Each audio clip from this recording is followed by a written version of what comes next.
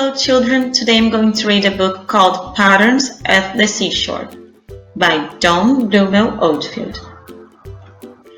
Finding patterns at the seashore.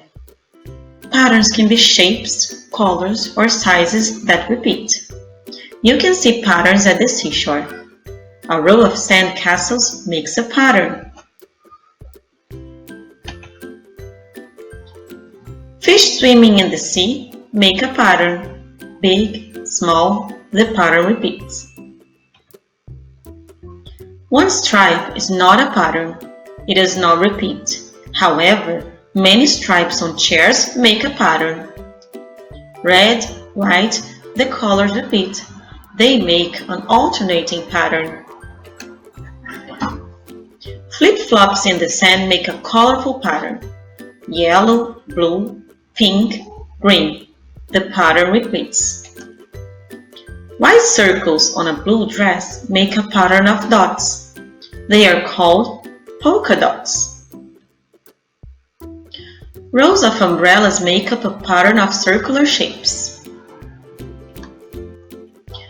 Patterns can go round and round. Snail shells have a spiral pattern. Beach balls have a colorful pattern. Blue, white, yellow, white, red, white. This pattern appears on each ball. An eel hunts for food. Its black spots are different shapes and sizes. This makes an irregular pattern. Four pelicans face different directions on a dock. The birds form a pattern, right, left. Round holes in the dock make another pattern. The holes go on and on. Some patterns include different shapes. This whale shark's skin has white dots and lines.